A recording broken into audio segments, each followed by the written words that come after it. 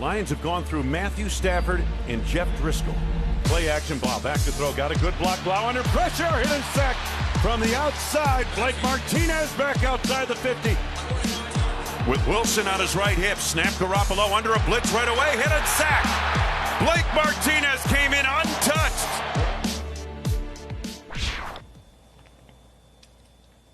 Blake Martinez is a friend of the show, a super friend of the show. He now joins the New York Giants, trying to turn that defense around. Do you know who has more tackles than Blake Martinez over the past 3 seasons in the NFL? Nobody. And here he is joining us once again, coming to us from Arizona. Blake, how are you? I'm doing great. I'm glad to be on the show, and thanks for having me. Yeah, more tackles than anyone over the past 3 years. That is amazing. It's been a very unique offseason. We're not in person. None of us are. You'll talk to the guys here in a second. Anybody that's on Twitter knows that you are a gamer. So I'm going to ask you this question that I have no idea about, something called Warzone, and how everyone wants to know how good you've gotten on Warzone during this time. I'll say I've gotten pretty good. My wife kind of keeps me from becoming a pro, I would say. But no, it's been a lot of fun. It's been something I've used as kind of reaching out to new teammates and things like that to get to know guys and just have a fun kind of unforced interaction with each other since we can't kind of be together in a locker room. Warzone, I thought you were talking about the New York sports media you're walking into right now, Blake, but that's a different question. In free agency, you had your share of suitors, my friend. You were Bachelor Blake. You had a whole bunch of roses you could have handed out. Why the New York Giants? Why did you give them the rose? Because you could have gone other places.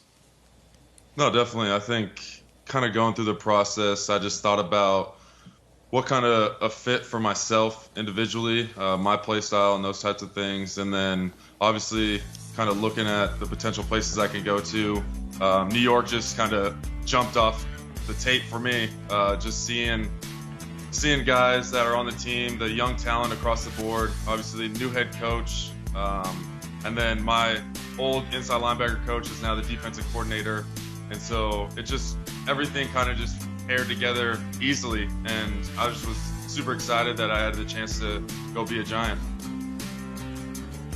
Now, Blake, you just mentioned it. You're not the only new face in New York. You guys do have a new head coach in Joe Judge.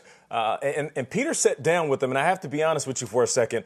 I remember listening to him, and I thought, man, he is no nonsense. He's hardcore. And then as the player started to speak out in me, I thought to myself, I wonder if he has a personality that is the contrast to what he's showing everybody. So what are your first impressions on Joe? No, yeah, I mean, what he shows to everybody is how he is. He's a no-nonsense guy. He straight attention to detail to everything. You have to understand what we learned the day before.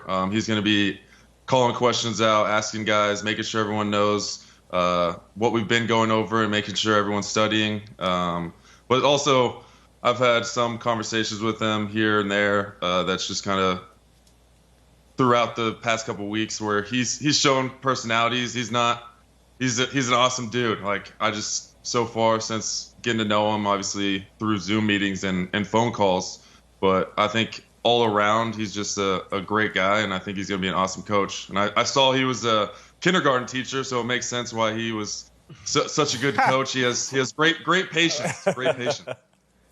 He didn't lead that in the meeting when he first met with you guys. Hi, Joe Judge, former kindergarten teacher. No, I don't think that came up. Blake, Thursday night, a couple of weeks ago, everyone's watching the draft. Giants already took their offensive tackle. You're turning the page. Packers, your old team, take a quarterback in the first round. What was your reaction? What do you think 12 was thinking when it happened? Yeah, I mean, I'm excited for that team. They're a great team. They gave me my shot. For me, it's just I'm kind of moving forward with the Giants, but I wish nothing but the best for them, and I'm excited to see kind of how they pan out. Just being an old teammate of there, I'll obviously be a classic person, kind of watching them and seeing how they progress. You were a huge loss for the Packers on the field, no doubt, and the New York Giants inheriting something there, but they're also losing a Walter Payton Man of the Year nominee. So how eager are you to get to the East Coast, this place that has been so impacted and really at a standstill? I'm here in Lower Manhattan. COVID-19 is really, it's a hot spot, as you know. How eager are you to get in here and do work in the community? No, extremely eager.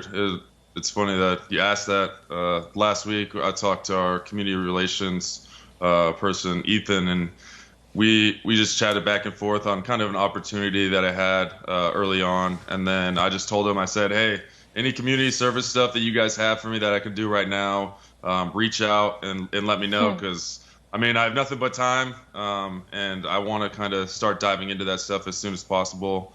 So last week was my first time. I talked to this group called Lifestyle. It's for the disabled and mental illness group, and it was just an awesome time just chatting with them and asked questions for I think like an hour and 15 minutes.